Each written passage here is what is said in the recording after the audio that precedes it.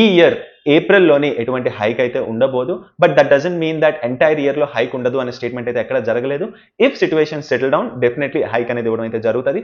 Promotions are going as usual and hiring వచ్చేసి last year we have done around 40,000 to 45,000. This year we are also planning to do around 45,000 plus అని అయితే చెప్పడం అయితే జరిగింది. Hi friends, recent గా మనం news చూసుకున్నట్టయితే TCS quarterly and annual results announce చేయడం అయితే జరిగింది.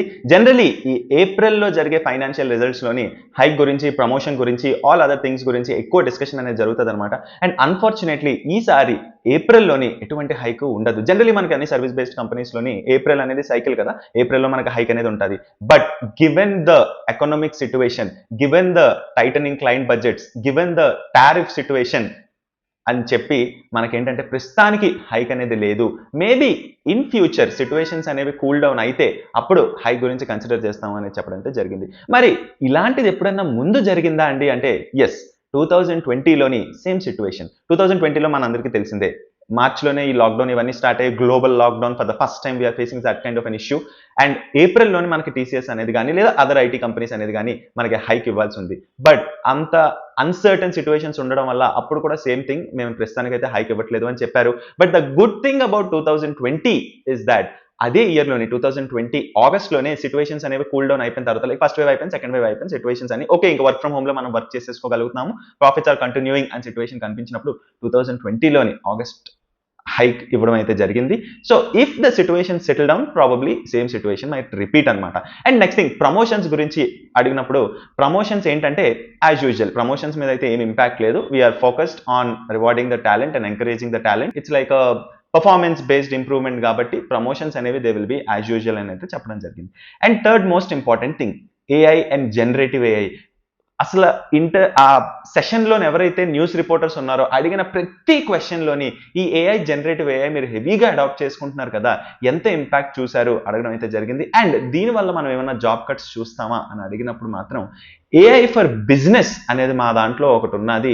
సో అది ఉన్నంత వరకు we need skilled employees in order to work over there. So అంత పెద్ద ఇంపాక్ట్ అయితే ఉండకపోవచ్చు అని చెప్పడం అయితే జరిగింది. And other thing with respect to hiring అనమాట. సో లాస్ట్ ఇయర్ వచ్చేసి 42,000 to 45,000 అయితే మేము హైర్ చేసుకున్నాం from the campus, from the market. అంటే ఎక్స్పీరియన్స్డ్ పీపుల్ని క్యాంపస్ రెండు కలిపి 40,000 to 45,000 పీపుల్ని అయితే మేము హైర్ చేసుకున్నాం. అండ్ గోయింగ్ ఫార్వర్డ్ హైక్ ఇవ్వట్లేదు కాబట్టి హైరింగ్ కూడా తగ్గిస్తున్నాము అని అలా ఏం లేదు. సో హైరింగ్ మాత్రం యాజ్ యూజువల్ కంటిన్యూ అయిపోతుంది. We are targeting for the same number or even the higher number. So the target is around 46,000 అని చెప్పడం అయితే జరిగిందనమాట. అండ్ ఆల్సో ఈ టీసీఎస్ అనేది మనకి ఇండియాలోని it's like one of the leaders అనమాట, టాప్ లీడర్స్. ఎప్పుడన్నా మనం చూసుకున్నట్టయితే లాస్ట్ 5 years లో చూసుకున్నట్టయితే ఏదైతే డెసిషన్ ఒకవేళ ఫస్ట్ టైం ఆ డెసిషన్ని టీసీఎస్ఏ తీసుకున్నట్టయితే అదర్ ఐటీ కంపెనీస్ కూడా generally they tend towards taking that same decision, saying the same reason. So this has a lot of precedents. మనం కానీ లాస్ట్ 5 yearsలో ఆర్టికల్స్ కానీ మీరు ఒకసారి వెళ్ళి చూస్తే టీసీఎస్ తీసుకున్న ఇండివిజువల్ డెసిషన్స్ ఏవైతే ఉన్నాయో slowly within few months other companies కూడా అవే డెసిషన్ తీసుకున్నాయి. So definitely at this point of time ఒక టీసీఎస్ స్టేజ్లో ఉన్న కంపెనీ ఇలాంటి హైక్ ఇవ్వము అనే డెసిషన్ తీసుకున్నట్టయితే there certainly can be some impact on the other companies decisions as well, but we have to see other companies మనకి వాళ్ళ results తో బయటకు వచ్చినప్పుడు లేదా వాళ్ళ ప్రెస్ మీట్స్ లో ఉన్నప్పుడు మనకి ఎలా ఉంటుందో అని అంటే చూడాలన్నమాట. But definitely there is going to be a significant impact. And next thing, coming back, AI గురించి ఇంకా డిస్కషన్ అలా వెళ్తున్నట్టయితే we are able to enable clients with ఏఐని మేము ఇంటిగ్రేట్ చేయగలుగుతున్నాం. We are upskilling, reskilling, doing every kind of thing. మరి దీనివల్ల impact ఉండదా అండి అంటే డెఫినెట్లీ ఉంటుంది ఫ్రెండ్స్. ఎందుకు అంటే ఫర్ ఎగ్జాంపుల్ మనం చూసుకున్నట్టయితే ఇన్ఫోసిస్, మీరు కానీ ఇన్ఫోసిస్ రిక్రూట్మెంట్ ప్రాసెస్ చూసుకున్నట్టే జనరల్లీ ఏ కంపెనీ రిక్రూట్మెంట్ ప్రాసెస్ అని ఎలా ఉంటుంది, మనకి ఎవరి నుంచో ఒక దగ్గర నుంచి కాల్ వస్తుంది. Maybe it can be a consultancy బయట నుంచి, or it can be some direct HR నుంచి కాల్ రావచ్చు. వాళ్ళు ఏం అడుగుతారు, are you interested in this position, ఈ పర్టికులర్ లొకేషన్, ఈ పర్టికులర్ ఓపెనింగ్, మీ స్కిల్ సెట్ ఏంటి అని అడుగుతారు. Then they will make a list of the things and they will make you they will short list you.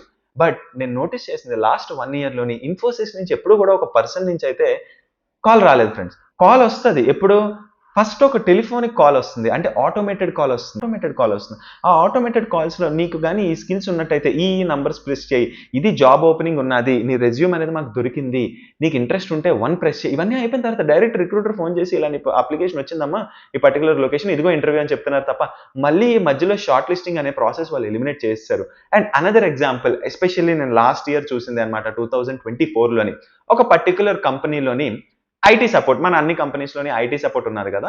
So ఈ IT సపోర్ట్లోని around 300 employees వరకు వాళ్ళు పనిచేసేవాళ్ళు ఫ్రెండ్స్. వాళ్ళ పని ఏంటి అంటే మార్నింగ్ 9 to ఈవినింగ్ 6 ఆర్ 10 to 7 వాళ్ళకి ఏదో ఒక షిఫ్ట్ ఉంటుంది అనమాట. పక్కాగా 9 hours చెయ్యాలి. సో అక్కడ ఒక ఛానల్ ఉంటుంది. ఆ ఛానల్లోని ఎవరన్నా ఎంప్లాయీస్కి ఏదైనా ఇష్యూ ఉన్నట్టయితే ఆ ఎంప్లాయీస్ వెళ్ళి ఆ ఇష్యూ అందులో పెడతారు. ఇష్యూ పెట్టినగానే ఎవరో ఒకరు వచ్చి ఆ ఇష్యూ పికప్ చేసుకుంటారు, ఒక టికెట్ క్రియేట్ చేస్తారు, వాళ్ళకు ఒక రిజల్యూషన్ ఇస్తారు. ఒకవేళ ఆ ఎంప్లాయీ అడిగిన ఇష్యూ కానీ వాళ్ళకి డైరెక్ట్గా సొల్యూషన్ తెలిసినట్టయితే వాళ్ళు డైరెక్ట్గా సొల్యూషన్ ఇచ్చేస్తారు. లేదు అంటే ఆ లోపల కొన్ని రిసోర్సెస్ ఉంటాయి కదా, అంటే మనకు కొన్ని పేజెస్ ఉంటాయి, ఓకే ఈ ఇష్యూ వస్తే ఇచ్చే, ఈ ఇష్యూ వస్తే ఇచ్చే, వాళ్ళు ఆ రిసోర్సెస్ లోకి వెళ్ళి ఆ ఇష్యూ గురించి సెర్చ్ చేసి ఆ ఎంప్లాయీకి ఏంటంటే బాబు నువ్వు ఈ పలానా స్టెప్స్ చెయ్యాలి అని చెప్తారనమాట. This was the general process. But last year ఏమైంది అంటే ఈ 200-300 పీపుల్ ఏవైతే ఉన్నారో ఆ కంపెనీ 20 పీపుల్కి కట్ షార్ట్ చేసేసి ఈ రిసోర్సెస్ మొత్తాన్ని కూడా ఏఐకి ఫీడ్ చేసేసింది. ఇప్పుడు ఈ ఎంప్లాయీ ఎప్పుడైతే క్వశ్చన్ అడుగుతాడో ఏఐ ఒక రెస్పాన్స్ ఇస్తుంది. ముందెలా ఉండేది, ఒక పర్సన్ అనేవాళ్ళు ఉండేవాళ్ళు, మనం ఆ పర్సన్ తోని మన డౌట్స్ ని కాన్వర్సేటివ్ వేలో ఓకే ఇలాగుంది అలాగుంది అని అడుగుతాం. వాళ్ళు ఏంటంటే ఇంకా సెర్చ్ చేసి ఫైనల్లీ మన ఇష్యూ రిజాల్వ్ చేసేవాళ్ళు. బట్ ఇప్పుడు ఏం చేశారు, ఈ రిసోర్సెస్ అన్నిటిని కూడా ఏఐకి ఫీడ్ చేశారు. ఏఐ ఏం చేస్తుంది, మనం అడిగిన క్వశ్చన్ నుంచి మనకి ఏదైతే అర్థం అవుతుందో చూసుకొని అదేంటంటే ఒక ఆన్సర్ జనరేట్ చేసి ఇచ్చేస్తుంది అనమాట. సో ఎవరైతే ఆటోమేషన్ చేయగలిగిన వర్క్ లో ఉన్నారో, అంటే జస్ట్ ఆ రిసోర్సెస్ ని సెర్చ్ చేసి వాళ్ళకు ఒక రిజల్యూషన్ ఇవ్వడం, ఇందులో ఉన్న వాళ్ళందరూ ఇంపాక్ట్ అయిపోయి 200-300ని కాస్త ఓన్లీ 20 పీపుల్కి రెడ్యూస్ చేసేసారు ఫ్రెండ్స్. మన సర్వీస్ బేస్డ్ కంపెనీస్లోని there are n number of support projects where the work can be automated and there are again manual testing roles గానీ automation testing roles గానీ వీటిలన్నిటి మీద కూడా డెఫినెట్లీ ఇంపాక్ట్ ఉంటుంది. ఇన్ఫ్యాక్ట్ డెవలపర్ మీద ఇంపాక్ట్ ఉంటుంది, because lot of companies are adapting Copilot directly.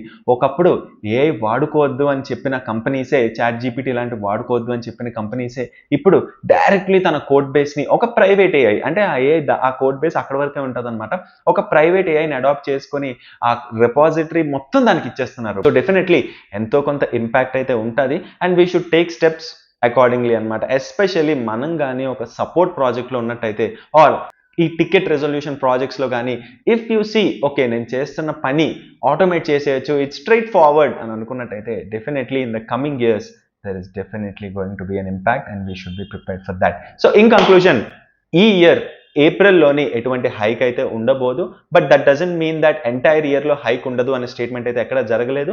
If situation settle down definitely hike అనేది ఇవ్వడం అయితే జరుగుతుంది. Promotions are going as usual and hiring వచ్చేసి last year we have done around 40,000 to 45,000. This year we are also planning to do around 45,000 to 45,000 plus అని అయితే చెప్పడం అయితే జరిగింది.